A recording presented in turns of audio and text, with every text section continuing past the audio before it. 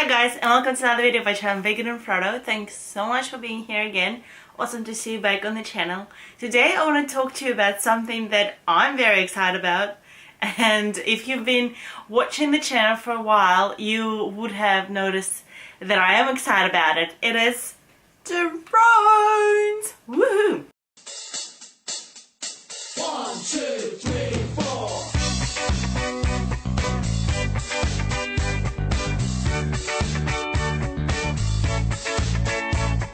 I've been flying my drone for a little bit under a year. I've got it really to be able to share more of my trips with you, to show you more of the epic amazing things that I see, that I get to see, places that I get to visit, and also to really remember it, right, as well, because the nature and everything that I get to see, different cities from the higher up angle or interesting different areas, just looks so cool. I just am super duper fascinated by drones, by filming with drones. And if you're watching this video, you probably have read the title. This video is going to be about beginner 5 to 7 tips really about how to start flying the drone. You got your drone and you don't know what to do with it and you want to learn, and I want to say that I've definitely gone past the beginner stage. I have been doing it for a while and I just want to share my knowledge and little tips with you. So if you're interested, keep on watching. So you got your shiny new drone. It is very cool. It is just the most spectacular epic thing, and you're ready to take it out and make the most amazing footage of your life that you have seen other people doing it. And usually that is how it starts, right? You see some cool photos and videos of other people doing it on the internet, on Facebook or on YouTube or Instagram or wherever you see it at, and you want to be part of it. You want to be able to do the same. You want to share the epic places you get to see and visit in this world, and you want to share it with your family and friends, and that's all very good. But having this little toy I mean, there's quite a lot of these guys go missing or break or get lost or whatnot, and you don't want that to happen to you, right? You want to learn how to do it and not lose it. So one of the very first tips that I would like to give you is learn as much as you can before you actually go and fly the drone. So this one is DJI Spark. It's a very small drone, as you can see. It's the palm size. It's very tiny. It's one of the beginner drones in the DJI family, and I think it's really epic, excellent beginner drone. This is how you can learn how to fly it, especially if you've never flown a drone or any sort of, remote controlled aircraft. So that was the example for me. I never had like a remote control helicopter or a plane or anything like that, so to me the whole thing was really new. So I definitely needed to buckle down and figure out what am I gonna do and how am I gonna fly it, because I actually got it 2 weeks before my trip to Japan last year, and then I had a trip to Europe after that, straight after that. So I wanted to learn how to fly, but I also wanted to know how not to kill it. So the first thing I did was watch a whole bunch of videos on YouTube. I read everything I could online, just little blogs and top 5, top 10, top whatever tips that you can find.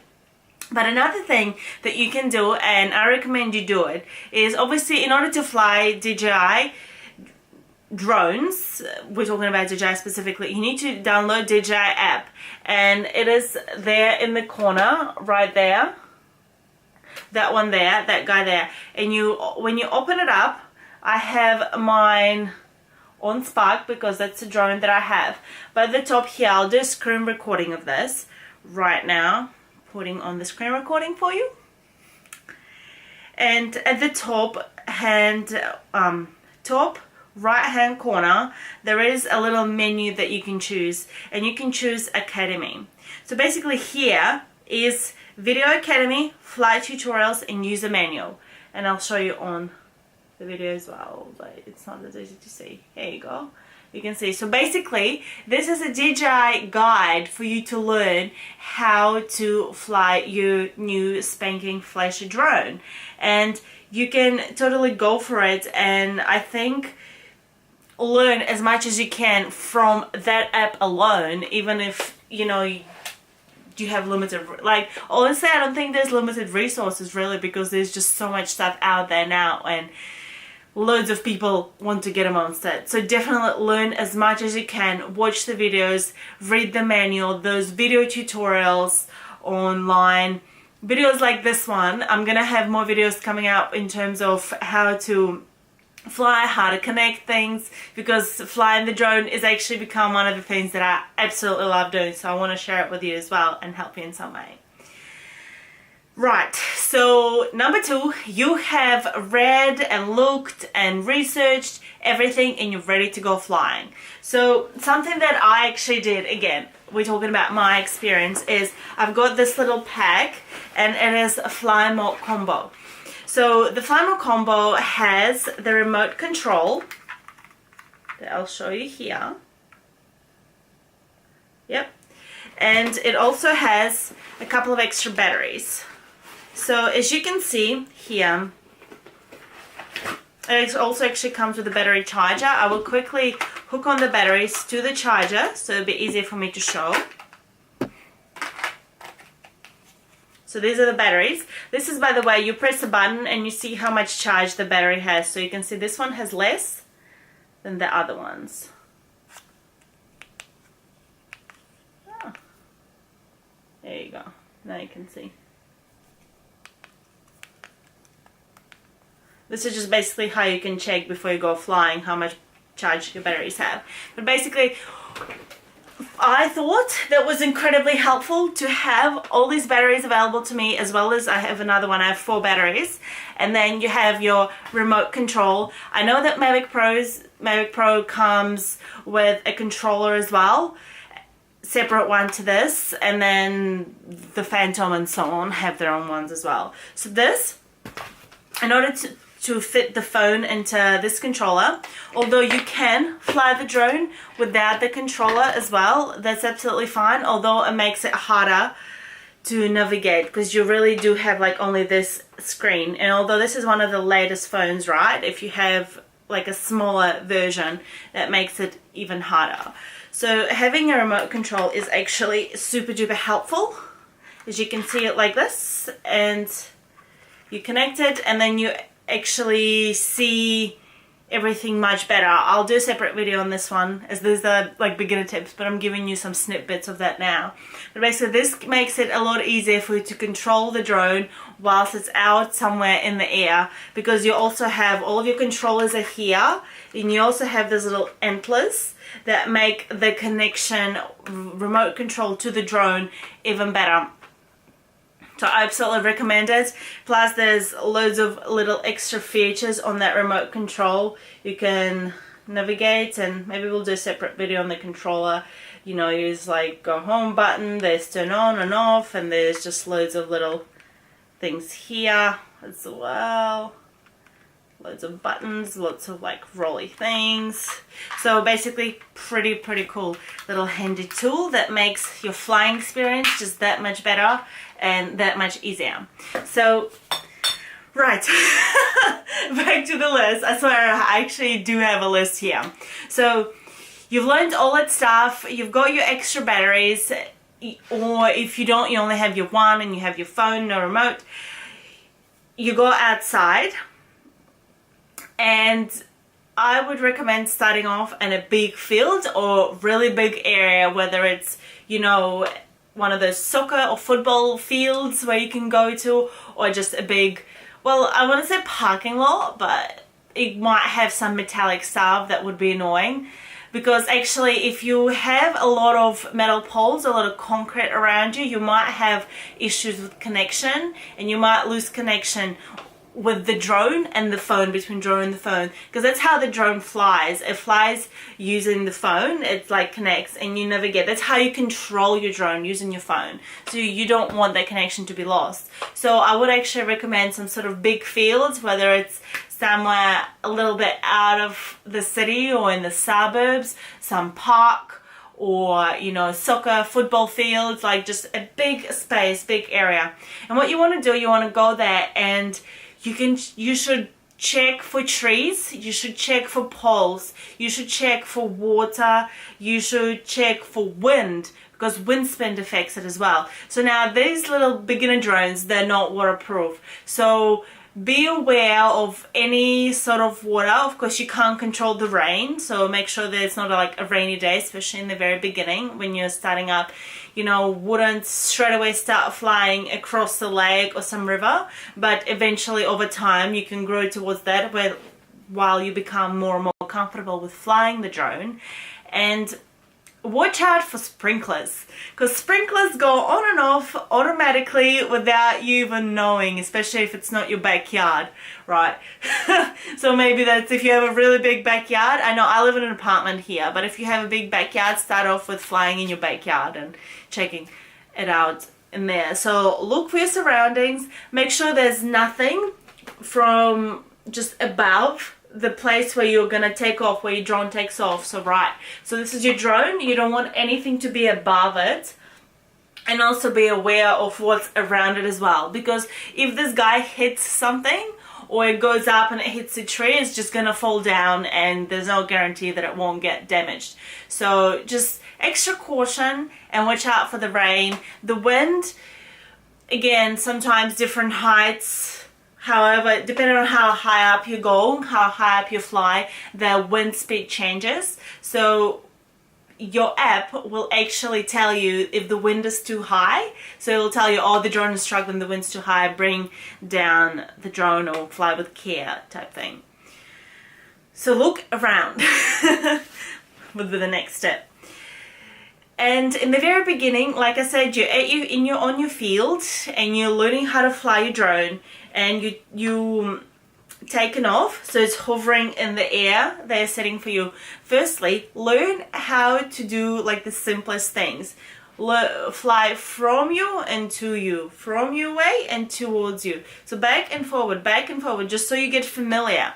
And like, in fact, when you're just starting out, and especially if it's not really this guy, right, back, front, you might not even like, for me, that's how it was for me. I didn't even know where it was back and where it was front when it was up in the air. Like, it makes sense while it's here, but if it's high up and it's sort of dark, if it's a dark, if you're flying in the evening, for example, and you can't fully see, but you really shouldn't be flying in the evening, you should be flying in the daylight. This is just how I trained, because I had to train after work and I didn't really have much time because I was leaving very soon.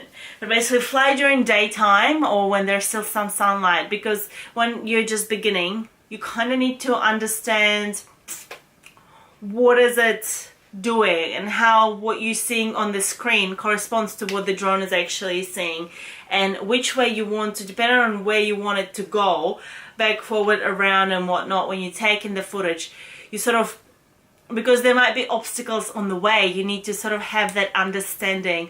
What is back, forward, turn the drone around, let it come back, turn the drone around, let it fly away from you. Like, these simplest things can just take a little bit of time to figure out, even if it's just 10 or 20 minutes, right? Like, I would advise seriously to spend all of the batteries that you have access to and fly as much as you can doing all these simplest tasks. That's how everybody starts, seriously, especially everyone who never flown some sort of remote control thing, right? It looks easy enough, but sometimes it just takes just that little bit of practice before you can go out and start smashing it out. So back and forward, up and down, around, sort of fly to the side, left to right, and you watch it. Like, the drone needs to be within your eyesight, so you actually can see what is it doing.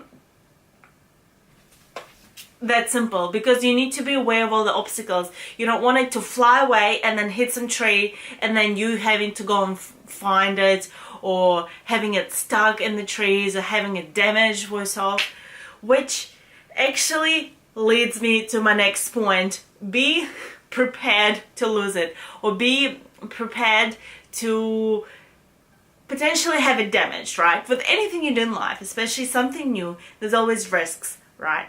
And you can't always expect yourself to be absolutely spectacular at this brand new thing you've never ever done in your life, unless you have someone coaching you right there and then. Which is, I guess that's why we have coaches in our lives, right? To people who are more experienced, helping you along the way. So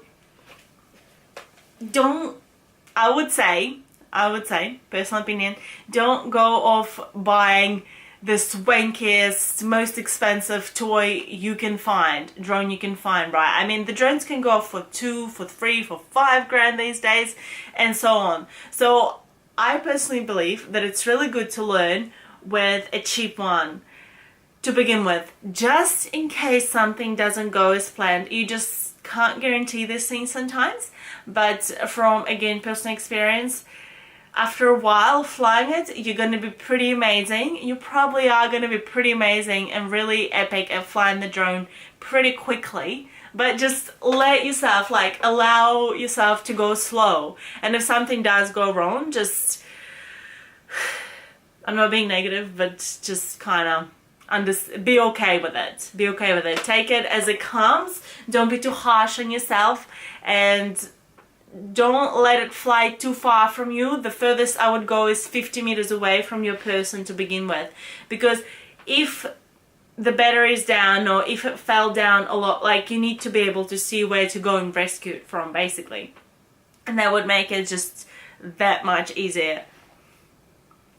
Also, actually, I just remembered that on the phone on your app, in the DJI app, sorry about that, on the phone, in your DJI app, there is a function for a beginner entry-level flyer. So that's what I actually did for the first while, which really just stops you from doing things like sports mode, which is like something over here, which is basically flying the drone at crazy speed. It also stops you from flying too high up or too far in the distance, and that is okay, I think, for the beginning, because you're just learning and you want to be as safe as possible. It doesn't mean you have to do it full on, even if it's just for the first 1 or 2 sessions. Although, however many batteries you have, fly all of your batteries for as long as you can, every single time, doing the simplest things, back and forward, right around, left and right, and always be, vigilant of what's around you, and always know where the drone is, so you can rescue it just in case, just in case you need to do that.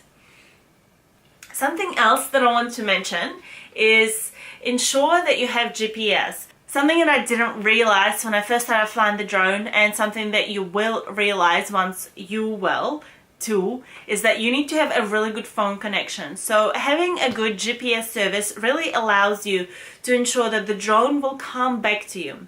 When you take off, or even before you take off, when you're standing there with your drone ready to fly, you need to ensure that there's a really good GPS connection to satellites and everything, and that you also need the internet as well.